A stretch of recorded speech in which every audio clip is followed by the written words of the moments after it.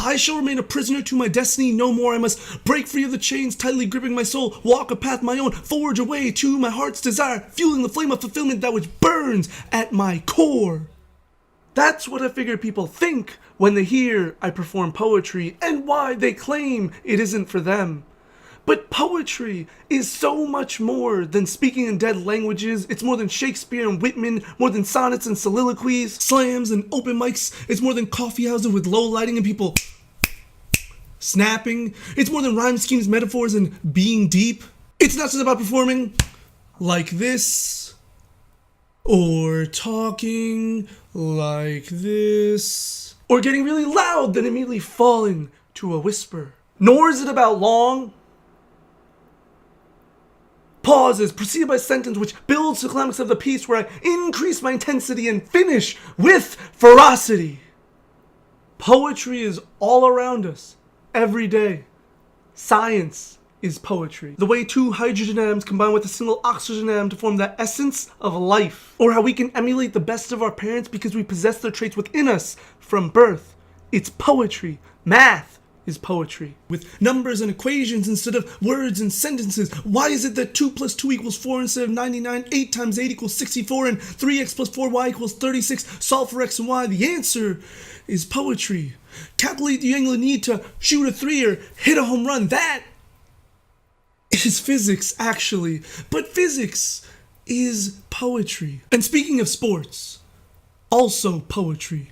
When our team scores, it feels as if we've just won the lottery, and when they lose, it matches the pain of being rejected by your crush. But they are still my team, so don't you dare talk badly about my team, because we are in this together and we are not losers. How fascinating that we become so invested in strangers simply because they represent our hometown on the field.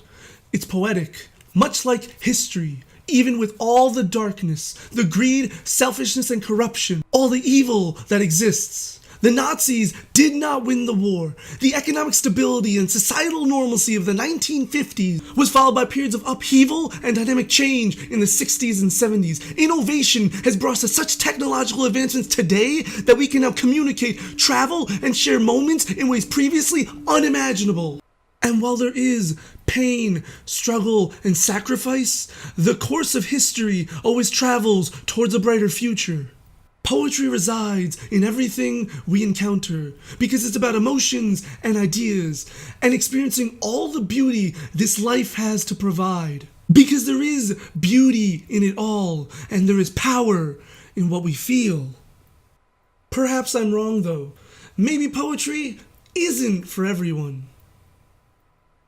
But if you've ever been so enthralled in a book that you couldn't put it down, sat on the edge of your seat during a movie, loved a song so much that you listened to it 1,000 times over, to the point you got sick of it and didn't listen to it again, until years later when you rediscovered it and wondered why you stopped listening to it in the first place, laughed until you cried at a family dinner, hugged a friend tightly as they broke down in tears on your shoulder because that jerk cheated on them, sat up all night talking to someone because you two just clicked, been in love, had a passion, that uncontrollable fire that drives you to wake up each and every morning, or felt deeply about someone or something, anything at all, which fills you with meaning and purpose.